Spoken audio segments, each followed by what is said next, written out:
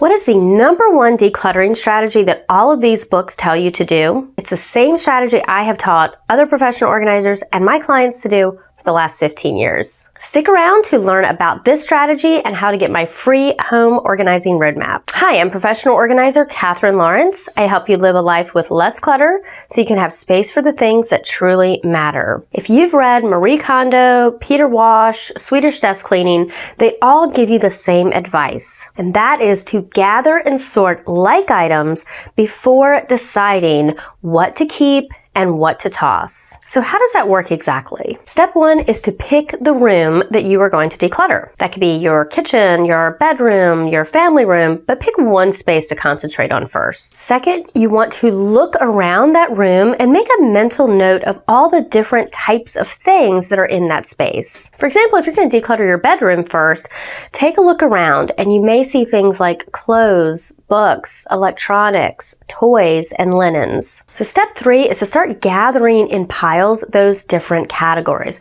Put like things with other like things. So you're going to gather up all the clothing, all the linens, all the books, all the electronics, but you want to put them in separate piles or categories together. And again, do not get bogged down thinking about if you're going to keep that item or if you should throw it away or recycle it or donate. Don't think about that yet. Just gather similar items together and group them into piles. And just a quick tip, I like to start with the largest category of things in that room and then work my way down to the smallest category. And for a major transformative clear out and decluttering, you want to focus on those big categories.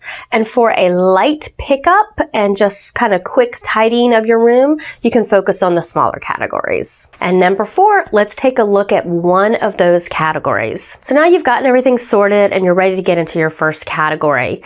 And you want to ask yourself, does this category belong in this space or does it not belong in the space? So for example, if you're decluttering your bedroom and you find dirty dishes that need to be returned to the kitchen, that's an example of a category that is not going to live in this space. So now that you've got all that category together, go ahead and move it out to that other space where it belongs. Now you do not want to get distracted with that other space, even if it's a total mess. So if you take the dirty dishes out of your bedroom and put them into the kitchen, do not start organizing the kitchen. And in this process, you're going to feel like that original room is getting more decluttered and organized because you're quieting down all of the visual clutter in that space. And you're getting yourself a little more focused to truly organize the things that are in that space, that belong in that space, and that really matter to the functioning of that room.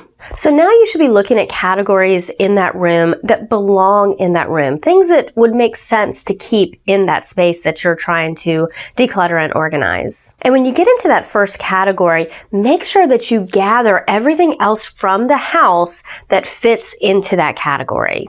So why do we do that step? As you're gathering all of these like items from around your home, you're going to find duplicates. You're going to find things that work better than something else that you were holding on to. You'll find similar things that serve the same function and realize you don't need to keep all of that. So let's take the example of a coat closet. And let's say the category that you've pulled together are umbrellas. And in that coat closet, you've found maybe 2 or 3 umbrellas. But then you look all around the house and you find 3 or 4 more. And then you go through all the cars and you find 5 or 6 more. And you realize you have this massive collection of umbrellas. If you had just found 1 or 2 umbrellas just in that coat closet, you'd probably think, yeah, I need an umbrella. Let me put it back into this space.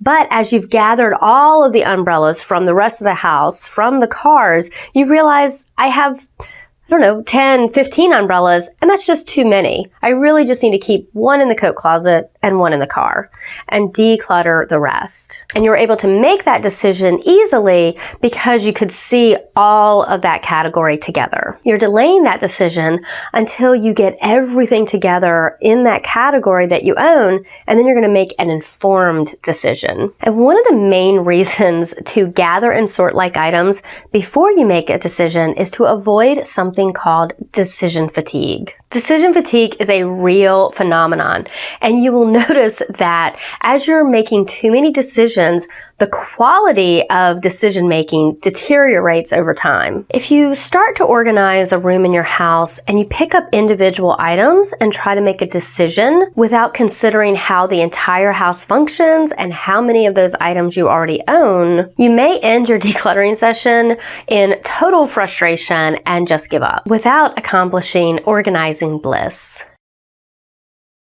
You know that you are experiencing decision fatigue when you either want to just get rid of everything and you're just throwing things in the trash or dumping things out of the room without really thinking about, are these items important to you or not?